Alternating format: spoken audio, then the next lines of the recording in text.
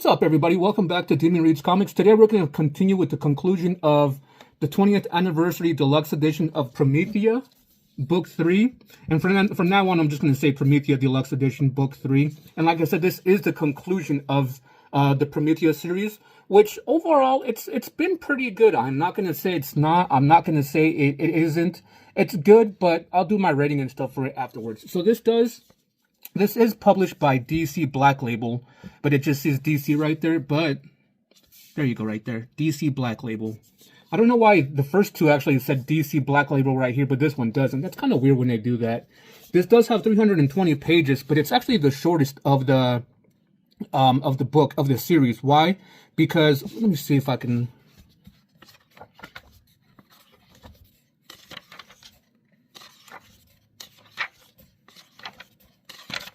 Come on.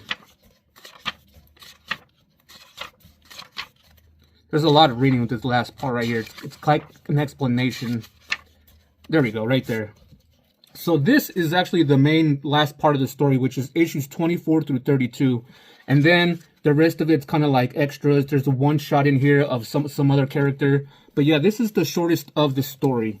So again, this does collect issues 24 through 32, and it collects the single shot of Tom Strong. Tom Strong was another character that Alan Moore did. He had his own series, his own run, but there's a one shot in here. I think it's issue 36 of when he comes and, you know, he messes, not really messes, but he's with Promethea, and they kind of not, I don't want to spoil anything, but they're kind of interacting, let's put it that way. What's weird, though, is they have an issue of Tom Strong 36, but I want to say issue...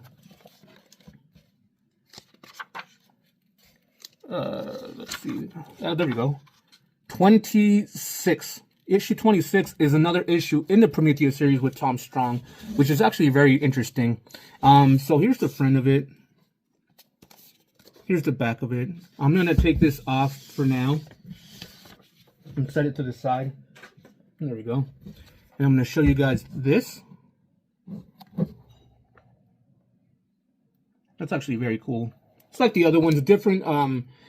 When you kind of look at them quickly, you think they're the same, but it's kind of different images on it. So, again, this does say just DC. It does say Promethea, Alan Moore, J.K. Williams III, Mick Gray, Book 3, 20th anniversary, which is pretty cool. It is that nice glossy white like we've seen on the other three. Oh, and before he continues, I always forget to do this. It does have sewn binding. You can barely see it though because it's really stuck to the spine a little bit, but it does have sewn binding. And the people that worked on this, let's do a quick one. Looks like it's the same people that worked on the first three. So, written by Alan Moore, pencils by J.H. Williams III, inks by Mick Gray, colors by Jeremy Cox and Jose Villarrubia, letters, logos, and original cover design by Todd Klein. Let's see, Promethea created by Alan Moore and J.H. Williams, cover art by J.H. Williams. Case art, so like I said previously, this does come in an absolute edition, which is slipcase, and that's what they're talking about when it comes to the case art by J.H. Williams. And the original series covers by J.H. Williams III, Jeremy Cox, Todd Klein, and Mick Gray. So, like I said, a lot of people worked on this. It's the same people that worked on the previous three. And so let's go ahead and crack this book open. Let's talk about the plot a little bit and kind of go from there. Now, I'm going to talk about the first part plot, the middle plot, but I'm not going to talk about the ending because the ending is really what kind of pulled me to it a little bit more. And I'm just kind of like, okay, I kind of understood it. But the ending was kind of weird, though, because there's a lot of questions I asked myself when I got done reading this. And I'm going to ask them. I can't really ask them without spoiling. Anyway, let's go ahead and crack this open and do the review. Alrighty, guys. So this is Promethea Book 3. Let's go ahead and crack this open. Again, like the other end page, this is a little bit different. I noticed that they're all a little bit different when it comes to design, but it does have different designs on it. And that's what I like about these end pages, that unlike other books, the end pages are always blank, different colors, but this has design. You got the title page right here. You got the creators page, introduction, And then it just starts. Chapter 24. So, if before I go any further, if you guys haven't read issues 1 through 23, please skip this video because there's going to be a bit spoilers from, issues 1 through 23. So I really highly recommend you guys don't watch this video if you guys haven't read at least, those first 23 issues, because I am going to be talking about spoilers. Not a lot of spoilers, but I am going to be talking about spoilers here a little bit. So in the first chapter, we get, not really introduced, but we get told a story about how way back in the day, after the whole thing with Promethea and her father happened in Egypt and Alexandria in 411 after death, this kind of occurrence happened where there was 2 different Prometheas at the same time in different places. And it explains that, right here, one talks about in blue and one talks in like this yellow. Now, it's not them talking, it's the story of the person that's talking, that's narrating about them. And how they're completely different people.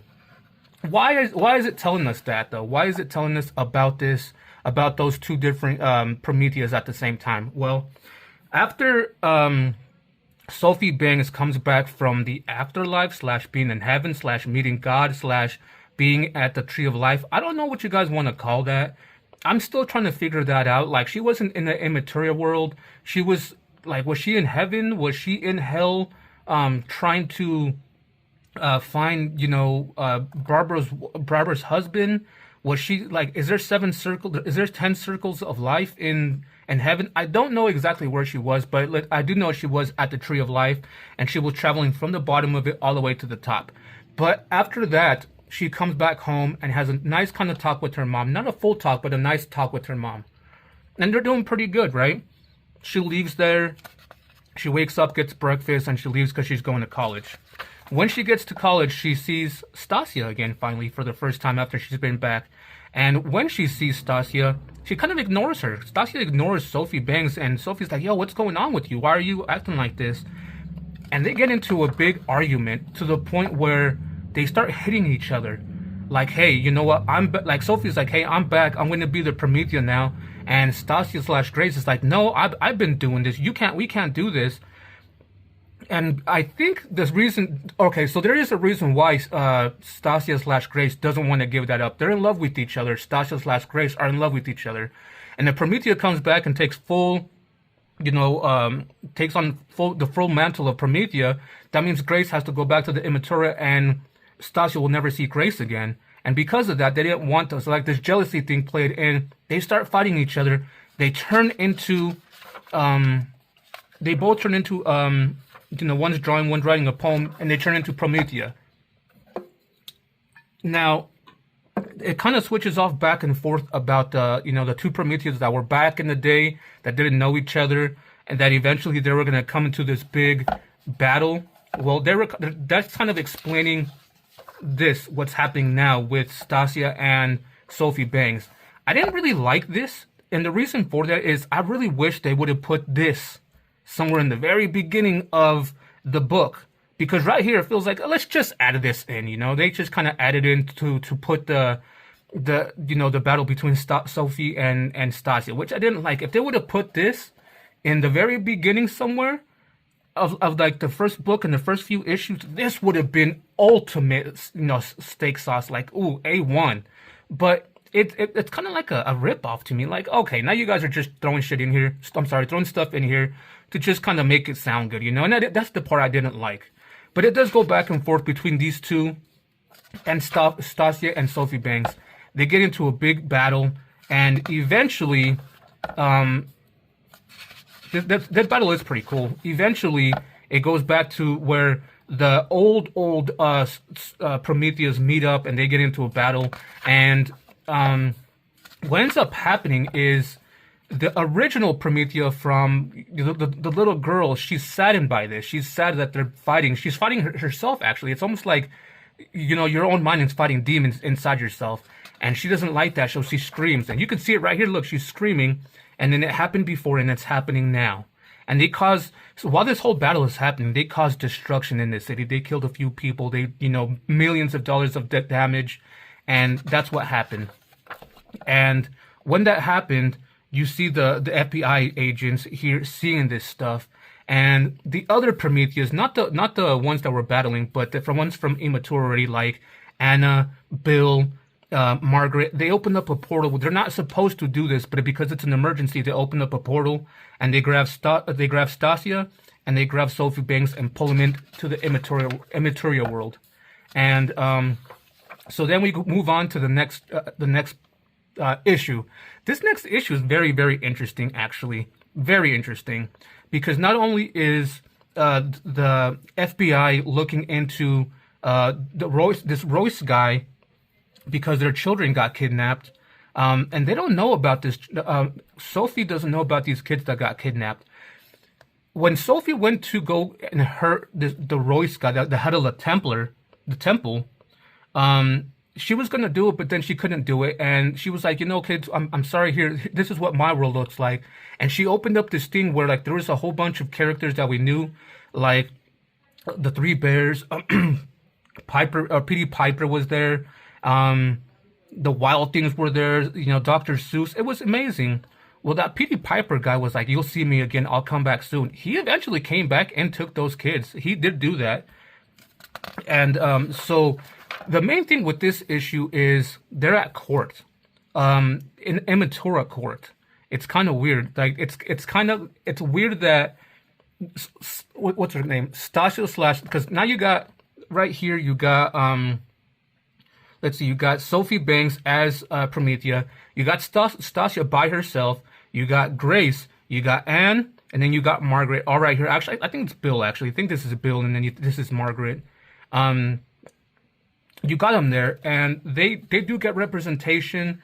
They get, they're each able to talk to the judge. The judge is kind of weird. It's just all imaginary characters because they're in the Immatura.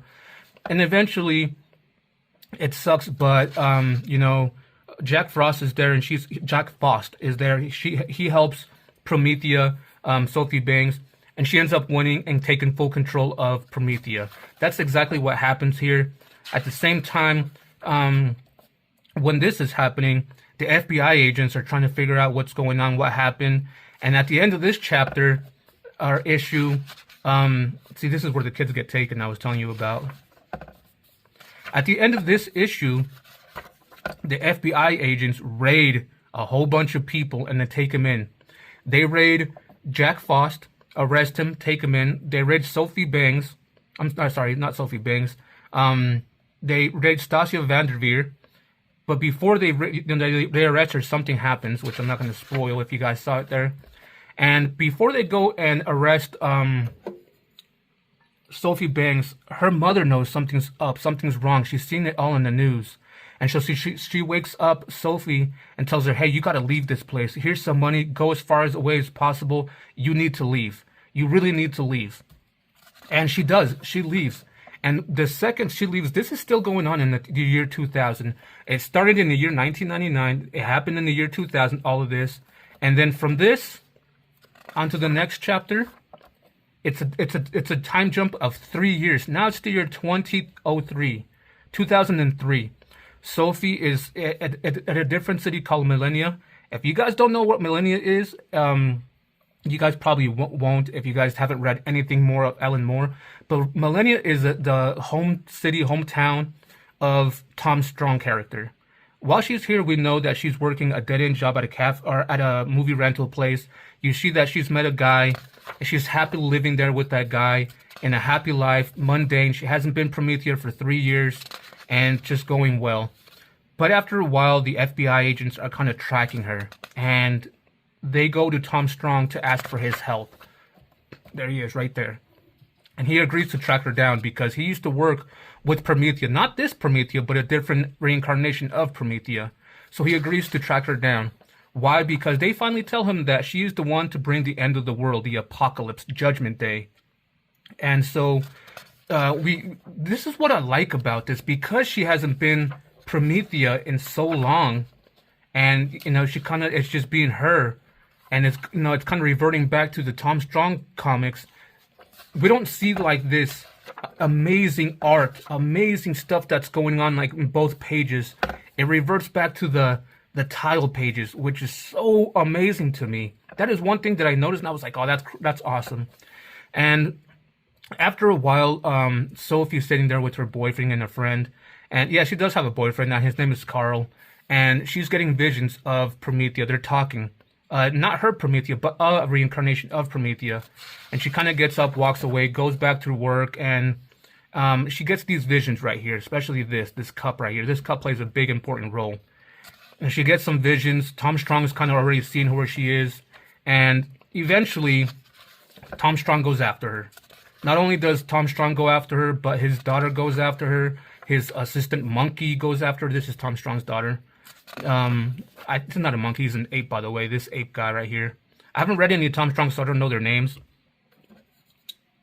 Eventually, Tom Strong catches up with Sophie. He does. And they start talking for a while. They talk for a bit. About how she's gonna bring the end of the world, what she's going on. She hasn't been Promethea in 3 years, all this stuff, right? And eventually she gets so upset because he can't just let her go. He has to turn her over to the FBI, and she doesn't want that. So she's like, you know what? I'm not gonna do this, and she turns into Promethea. Her turning into Promethea this one time causes everything that happens next. She flies away, and Tom Strong's like, dang, I gotta put the whole team back together because we gotta stop this. Promethea goes and talks to Carl, saying, hey, you know what, I'm Promethea. I'm the one that's going to cause the end of the world, this and this and that. He kind of knew this was going to happen already, which I didn't know why. And after that, she goes and flies to New York. And she flies to New York for a reason. The first thing she does when she gets to New York, though, is she goes and frees the SME, the little thing that they... So the SME in the beginning of the series, it hurt Barbara, and eventually Sophie kind of destroyed it, but didn't destroy all of it. She kind of left something behind of it, and the FBI people gathered it and encased it in that big bubble thing, glass container, and it pretty much regenerated, and it's there again. But she goes and frees it. But while she goes there, things are happening. People are going outside. Like, she has so much power of the immaterial world and the real world that she's kind of converging both of them together, and it's kind of distorting reality, and people are noticing that. So she goes and she does she pretty much and while that's happening, one of the FBI agents, she kind of has like this reality thing where she kind of has like a seizure, but she has like this reality sense where she turns into like this baby in a diaper, and yeah, it's kind of weird. But anyway, so what's happening is she's merging the immaterial world and the real world together, which she shouldn't do. But that's what causes the apocalypse. And she frees the SME, she frees Jack Frost, she frees Stasia Vanderveer, and she frees Dennis Drecker. This is that chick that I was telling you. She was like, what is going on here? She's having that reality thing, like, what the heck is going on? But she frees that Dennis Drecker guy. And in the last book, I was like, who is that Dennis Drecker guy? Well, I guess I didn't pay too much attention to it because this is a heavy read. Promethea is a heavy read. Dennis Drecker is the one that killed his boyfriend because he was, Promethea. He was jealous, and he was the one that killed him. So killed one of the Prometheas, put it that way. And so she frees all them and then goes to her mom's house, and finally there is when everything happens. Hey, Mom, we're all going to be here to the very end. And if you guys don't know this or not, but Promethea is really not the one. Like, she starts the convergence of immaterial world and the reality world that we live in, but it's her mom that sets things in motion. This whole putting the stick in water cup, her mom's the one that does it. And she kind of already, like, when that happens, she opens that portal for the apocalypse to happen. Now, does the apocalypse happen? While that's happening, we find out more about the painted doll, what it really is, what it's being controlled by. That story was kind of twisted. I was like, Jesus Christ, I did not see that one coming. But the painted doll comes back, and it's a certain individual that's been kind of controlling them. Not android-like, not in like a machine-like, but it's what that is exactly what happens, and it's what causes the end of the world. And technically, from here on out is the the downfall of the end of the world. The next few chapters pretty much set, what it sets in motion what goes on. But I don't want to spoil that. Does the end of the world happen? Does somebody stop Sophie Banks from doing it? About Promethea, does Promethea stay with Sophie Banks? Does it go to a different character? What happens with Stasia? What happens with Sophie Banks? What happens to the mom with Jack Frost? I don't want to say all that because that would spoil a lot of stuff. But, and let me say this, for example. I'm going to say this one last thing. Is the end of the apocalypse even a real thing that's happening, or is it just a metaphor? Like, is it something that's happening, but like not really a destruction of the world? Is it when we just open our eyes to reality more? You see what I'm saying? We don't. I know about all this stuff, but it makes you think a lot. Now, I don't want to give this away at the end, and it is a lot. Like it's a few chapters with all this. It's a few issues with all this happening. And there we go. Of all that happening, I don't want to give away. So I'm going to head back to the universe right here, the last issue of it. And I'll let you guys read this for yourself. But this last part of it is the universe. It explains everything. Like here, for example, I'm going to read this little thing right here. Einstein's space-time is a timeless four-dimensional solid containing every instant simultaneously forever, including our lives, death, therefore is a perspective illusion of the third dimension. Don't worry. A funeral celebration or where dominates James Joyce. So like explains the universe. And this was a big read because look, there's 1, 2,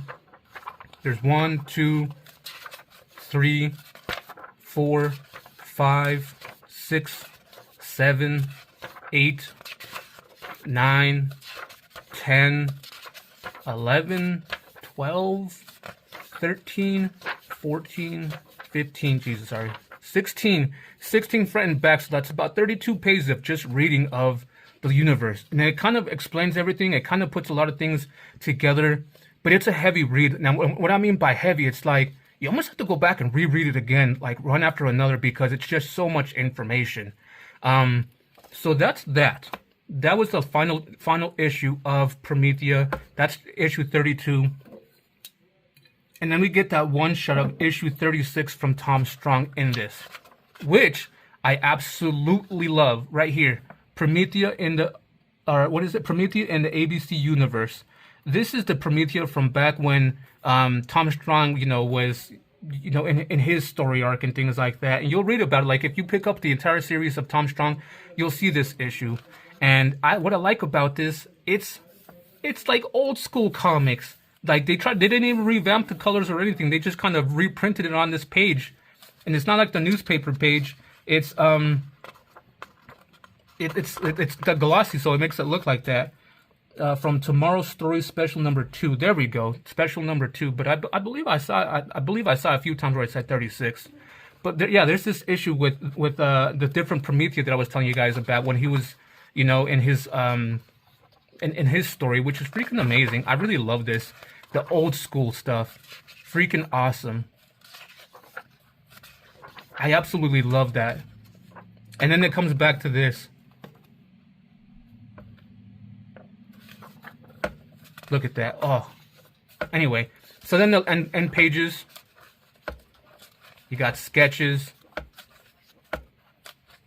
Valley of the Dolls. Promethea 29. It kind of talks about the, the panels and things like that. What I learned from this, like a lot of people are like, should I pick up the Absolutes or should I pick up the Deluxe editions? I went back and forth a lot, and I ended up picking up the Deluxe editions. They are a little bit smaller than the Absolutes, but these Deluxe editions have all this extra stuff, whereas the Absolutes don't.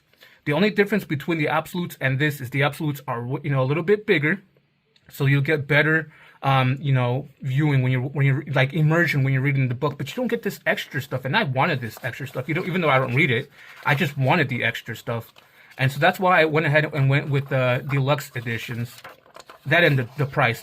These, each one was like $25 to $30, as opposed to the Absolutes are $100. Like, are you really gonna spend an extra $75 or $70 on an Absolute edition? We'll just say this: are you going to really spend an extra $40 to $50 on an absolute edition because of the slipcase and not this extra stuff on the back? Or are you going to spend $30 and get the entire story with the extra stuff and just downsize it a little bit? You see what I'm saying? That's why I went ahead and did the deluxe.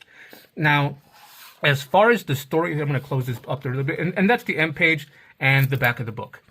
This did come with this. It's like the map of the whole universe. You might not be able to get it all in frame, and I apologize. But it's the map of the whole universe. You read all this, actually, but it's a big old map of it. Here, it's front and back, which was freaking amazing to me, actually, that they included this.